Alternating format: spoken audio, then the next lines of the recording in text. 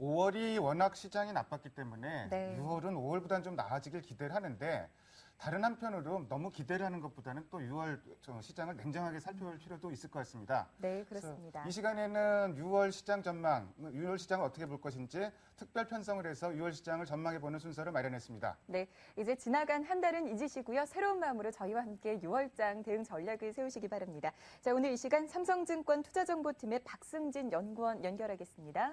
연구원님 안녕하십니까? 안녕하십니까? 예, 안녕하십니까?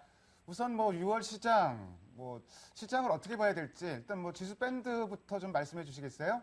예, 6월 코스피 밴드는 현재 좀 1780 사이에서 1950까지를 좀 보고 있고요. 일단 6월 중순 이후에 그 하순으로 갈수록 불확실성 요인들이 좀 개선되는 쪽으로 좀 예상을 하고 있습니다. 일단 6월 중순까지는 주요 이벤트들, 불확실성을 가지고 갈 수 있는 프랑스와 그리스 총선 같은 이제 이벤트들이 남아있기 때문에 이런 부분들을 최종적으로 좀 확인이 되기까지는 아직 좀 시간이 좀 필요하다, 이렇게 좀 생각을 하고 있고요. 이 선거 관련 불확실성들 지나간 이후에는 G20 정상회담이라던가 미국의 FMC 회의, 또 EU 정상회담까지 일단 모멘텀을 기대해 볼 수 있는 만한 그 이벤트들이 남아있기 때문에 일단 그 하순부터는 조금적으로 그 점차 시장이 좀 살아나는 쪽으로 좀 예상을 해볼 수 있지 않을까, 이렇게 좀 기대를 하고 있습니다. 일단 무엇보다도 또 유럽 금융기관의 자본 확충 시한도 일단 6월 말로 그 예정되어 있기 때문에 수급 측면에서의 부담 요인 역시 또 좀 완화되는 이런 부분에 대해서 좀 기대를 하고 있습니다. 네, 연구원님 그렇다면 6월 지수 밴드는 어느 정도 선으로 잡고 계신 겁니까? 예, 현재 1780에서 1950까지 좀 보고 있는데요. 일단 기본적인 스탠스 자체는 그 1800을 저점으로 한 시장 흐름 이렇게 좀 보고 있지만은 어쨌든 투자 심리 중간에 또 정책적인 이렇게 잡음이 들려온다던가 합의에 대해서 조금 부정적인 전망이 불거질 경우 일시적으로 좀 1800선 이탈하는 흐름도 좀 보고 있습니다. 1780선 같은 경우는 지난 하반기 또 지루했던 박스권의 좀 그 저점 부분이기도 하고요. 또 금융위기와 또 유로위기 확산 초반 시기에 나타났던 그 밸류에이션 저점, 그 PER 8배 수준이라는 점도 일단 좀 그런 근거를 좀 제시할 수 있겠습니다. 1800선 하회할 경우에는 어쨌든 또 국가지자체나 연기금 같이 또 방어적인 성향을 그 매수세가 좀 들어올 수 있기 때문에 이런 부분도 같이 염두에 두는 레벨이다, 이렇게 보시면 될 것 같습니다. 1800선이 깨진다고 하더라도 일시적으로 깨질 것이다, 이렇게 보시는 것 같은데, 조금 전에 이제 서두에 여러 가지 일정들 좀 말씀을 많이 해주셨는데요. 6월 시장에 아무래도 정치적인 선거도 있고 FMC도 있고 여러 가지가 있을 것 같은데, 시장에 영향을 미칠 만한 변수가 있으면 좀 어떤 거를 꼽을 수 있을까요? 일단 말씀하신 변수로 꼽는다면은 어쨌든 지금 6월 중순까지 가져갈 수 있는 이슈들 중에 제일 중요한 것은 그리스 총선을 좀 들 수 있을 것 같습니다.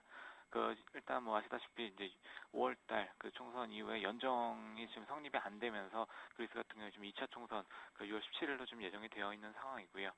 6월 그 2차 총선에서 지금 연정이 또 새롭게 꾸려지지 않거나 혹은 또 그 부정적인 성향, 그 유로존 탈퇴에 대해서 또 언급을 하고 있고 긴축을 좀 반대하는 이런 성향의 지금 정당이 들어서게 될 경우에는 어쨌든 시장 불안이라던가 좀 그리스 디폴트 우려를 좀 높일 수 있는 부분이기 때문에 역시 좀 계속적으로 좀 꾸준히 좀 체크를 해봐야 되는 그런 이슈가 되지 않을까 싶고요.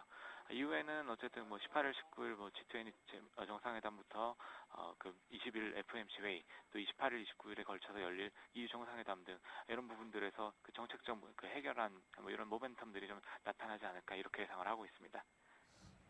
어쨌든 5월보다는 6월 달에 일정이 굉장히 많은 건 사실인 것 같고요. 그렇죠. 이게 어떻게 작용할지 모르겠지만 일단 바람상으로는 긍정적인 좀 모멘텀으로 작용했으면 하는 바람이 좀 있습니다. 네. 자, 6월 달 대체로 이제 6월 중순 이후에 시장이 좀 회복될 거라고 좀 보시는 것 같은데, 그렇다면 하반기 시장은 어떻게 보세요? 일단은 저희 쪽에서는 지금 연말까지 시장 좀 박스권 패턴 유지하는 쪽으로 좀 보고 있습니다. 일단 확실한 강세장이 어렵다고 보는 이유는 일단 위기에서 좀 벗어난다고 하더라도 글로벌 매크로 환경이나 기업 실적 회복이 예상보다 좀 더디게 진행될 것으로 좀 보고 있기 때문인데요. 일단 반대로 볼 때 최근 조정에도 추세적 하락 가능성까지는 좀 낮게 보는 이유는 또 글로벌 리플레이션 환경이나 밸류에이션 매력 자체가 좀 주가 하락을 좀 방어할 수 있다, 이렇게 좀 보고 있기 때문입니다. 시나리오, 정상적인 시나리오 가정할 때는 일단 그 1900선에서 2200선의 그 밴드 좀 예상을 하고 있고요. 이런 리스크가 또 확산되고 글로벌 리세션 우려 좀 고조되는 경우에는 일시적으로 또 1700에서 1950포인트 하반기에 좀 레벨 다운될 수 있다 이렇게 좀 보고 있습니다. 현 주가 수준으로 판단할 때는 약간의 좀 부정적 시나리오가 좀 현실화되는 쪽 반영하고 있다 이렇게 볼 수 있겠습니다. 네, 6월과 하반기 전망까지 해봤습니다. 그다지 긍정적인 쪽으로는 보고 계시지 않은 것 같은데 그렇다면 6월 한 달 동안 놓고 봤을 때 투자 전략은 어떻게 가져가면 좋겠습니까?